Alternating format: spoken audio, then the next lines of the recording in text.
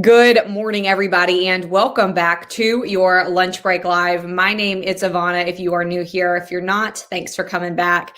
Today, we're going to pivot a little bit. I know all week we've been talking about news. We've been really focused on vaccine coverage for the coronavirus. That was dominated our coverage yesterday, dominated our videos. But today, we're going to pivot a little bit, talk about something a little more lighthearted to most of us, and that is sports. Now, today is National Early Signing Day, so we've got a lot of news surrounding that, but there is also a bigger story here, and that is the search for a new head coach for Auburn football. Now, we know that that Gus had left the Tigers on Sunday, and there has been talk ever since Sunday of who is going to take that place. So today I am joined by our own Auburn beat reporter, Tom Green. He is here to give us a little bit of an update on that coaching search and also about National Early Signing Day.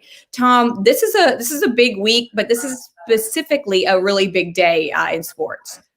Yeah, it's certainly. I mean, it was going to be a big week regardless. When the early signing period coming on, but then with Auburn deciding to part ways with Gus Malzahn on Sunday, it really kind of threw a wrench into things. It's kind of a unique situation for Auburn, just because the whole sports calendar this year has been thrown out of whack because of 2020. Normally, if they'd made a change in this season, it probably would have come about 2 weeks earlier. Thanksgiving weekend after the regular season finale against Alabama.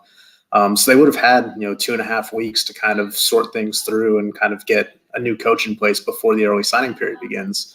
But now they head into this signing period with uncertainty, an interim head coach and defensive coordinator, Kevin Steele. And, since the early signing period's been instituted in 2017, no Power 5 program has ever gone into signing day without a full-time head coach in place. There's obviously, a few of them doing that this year with the changes, but it's certainly a unique situation.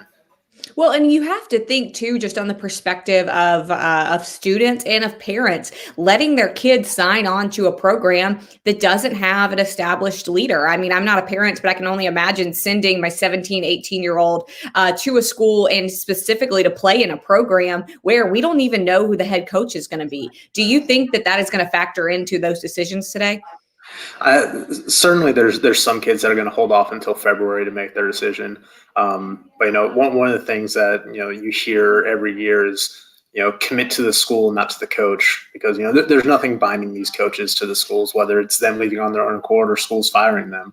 So you hear a lot of people telling kids, choose where you feel like you'll be happy for 3 or 4 years, regardless of who's going to be there. But certainly, having the uncertainty at coach, not knowing if any of the current staff is going to be retained by whoever the new head coach is, makes things a little bit more difficult. They've been able to, retain all the guys that they've had committed so far. Several of them have signed today. Some have already said they're going to wait until February and see how things play out with the new coaching staff. But yeah, they've so far done a good job of, kind of holding things together for the time being, though. Do we know how many Auburn has so far today signed on National Early Signing Day? I believe so far it's 6 or 7 off the top of my head. 6 of them have been guys that were previously committed. They added a commitment this morning from a 3-star defensive back out of Blunt. He joined the class along with his teammate Lee Hunter, who was the highest rated recruit that Auburn had signed. And, Hunter entered the day not knowing if he was going to sign today or wait until February. So it was pretty significant news that Auburn was able to get him to, send in his letter of intent today. Now, we can go back to signing day here in a second, but I know everybody is interested in this hunt for a new head coach. Like you said, this is kind of awkward timing to be looking for a new head coach. We know Gus has been at Auburn for quite a few years now, quite a few seasons. So what does this search look like? We've heard a lot of names floating around, but what is it realistically looking like? Do we know who those finalists are? I don't think there's any finalists just yet. The school just announced yesterday that it's hired it's going to use a search firm out of Atlanta, Parker Executive Search, which it has used in the past for, head coach and AD searches, and even used it to help find former offense coordinator Chip Lindsey back in 2017 because they had the firm on retainer, so it didn't really cost them any extra money. So they announced they're going to use a search firm. They're going to use a kind of an advisory committee made up of 8 people, including athletics director Alan Green, some former players, some board of trustees members, and NFL CIO Michelle McKenna, who herself is an Auburn grad and was in the running for the athletic director spot a few years back.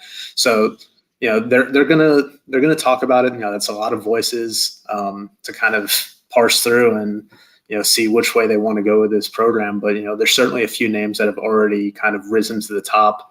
I think one name that we really need to consider as a realistic possibility, that we've reported in the last couple of days, is defense coordinator Kevin Steele, currently the interim head coach. There's a pretty good chance, it seems right now, that he could be the next guy. He's been around this program for 5 years now. He's done a really good job with that defense. He's got head coaching experience, but he hasn't been a head coach in 17, 18 years, and it was not a very good tenure at Baylor. I believe he went 1-31 or something like that in conference games. But then again, this is also when Baylor was not a very good program. They weren't investing a lot into the program. So he didn't have a lot to work with. Certainly he's shown what he can do on the defensive side with talent.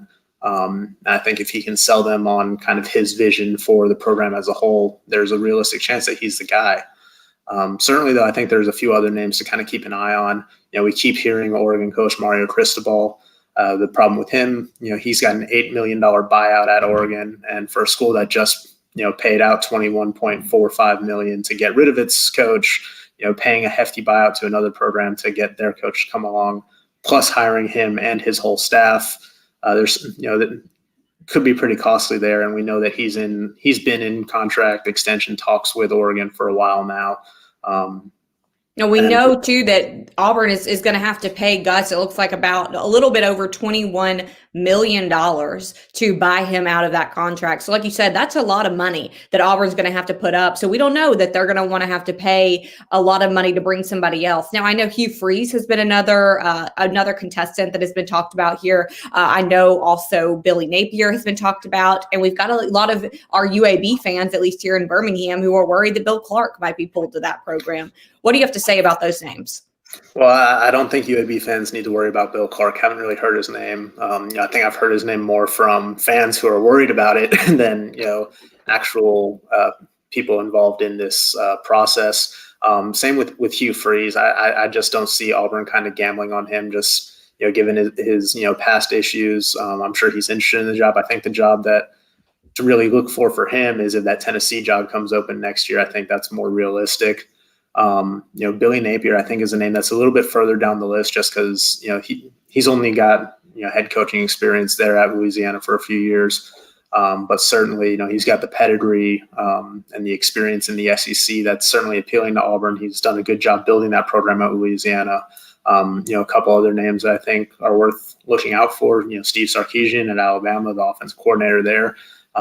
He's got head coaching experience. He's shown what he can do with that offense at Alabama. And I think he'd want to get back into a head coaching gig if it's the right spot, which Auburn certainly could be. And, Lane Kiffin at Ole Miss is another one to probably look out for. I don't know if Auburn would want to kind of have to deal with him from a PR perspective, just because, he's a little out there. Doesn't quite fit the mold of what you expect at Auburn and kind of the vibe going on there. But I think, there's certainly going to be some interest there, and I wouldn't be surprised if he got an interview during this process. Yeah, I think even Lane Kiffin fans can safely say that's an okay sentence to say that he's a lot, and he would be a lot here for that program, especially Auburn, who has relatively not had a lot of we can say drama surrounding their head coach, at least since Gus has been there. Now, what is our timeline looking at for this search? When do you think that Auburn will be able to have a new head coach in place? Do you think it will be by that signing day in February? Oh yeah, it'll be certainly way before then. Earlier this week I would have thought that they would have moved pretty quickly, but then yesterday with the announcement that they're enlisting the search firm and having their own little advisory committee, I could see this thing lasting about a week or so. I wouldn't be surprised if they felt they had someone in place by this weekend. So you think it could come even as soon as before Christmas? Oh yeah. That seems like a big decision to come in such a short period of time. But again, the sports world is so much different, and they operate so much differently than other job searches. Yeah, and certainly, when you know that you're going to be making a $21.5 million decision to get rid of a coach, you've got to have a pretty good idea of what you're going to do next. So certainly they had some names in mind, and kind of a plan of how they wanted to approach this. And I will say, when you hire a search committee, you're not hiring them, or a search firm, you're not hiring them to go out and find the coach and make the hire. You're hiring them to vet candidates, make a couple calls, set up interviews, things like that, just to kind of be that third party to help with the process. So I think Auburn certainly has their candidates in mind, and they want to move pretty quickly with this. What is it going to take, Tom, to get Auburn back to its prime, get back to its 2011, 2012 kind of days, the Cam Newton days? And how are we going to turn this program around? Is a new head coach the solution for that, or are there other problems? Well, I think whoever they end up hiring as the new head coach, they're going to have to make the right decisions on offense, because we saw in 2013 and 2014 with Gus Malzahn what this team could do with a good offense, and then they just could never really replicate that over the rest of his tenure, and that's kind of hard to make do with when your head coach is supposed to be known as this offensive savant. So I think fixing the offense is, the main thing for them on the field. The talent has been there. They've been able to recruit at a high level consistently every year. But I think the other thing is just a commitment from the boosters, from this program, to invest into the facilities and other things that, a lot of these, top tier programs like Clemson, like Alabama, like LSU, that they all have. They've got these new facilities. They've got, everything that players could possibly want, that's going to draw these players here and also help develop them. Auburn is in the process of building a football-only complex, but they've been years behind their top rivals in that regard. And I think you just need that monetary commitment from the boosters and from the program to really make sure that you're able to compete at that top level year in and year out. What is next for Gus, Tom? Now, I know even Auburn fans, many of them who say, maybe I don't like his coaching style. Maybe I don't like how our program has looked for 1-2 years. I like Gus. I like the man. What is next for him? Well, right now, I think a lot of it's going to depend on what other head coaching positions come open. I don't think he's going to be the type of, quote unquote failed head coach that ends up as an analyst for Nick Saban and does kind of career rehab there for a couple of years. He's got a winning record every year. He hasn't been a bad coach. It's just been he hasn't been able to compete consistently at the top level with the Alabamas and his biggest rivals. So I think he will be back as a head coach sooner rather than later. I think it depends a lot on what jobs kind of open up as we close this season.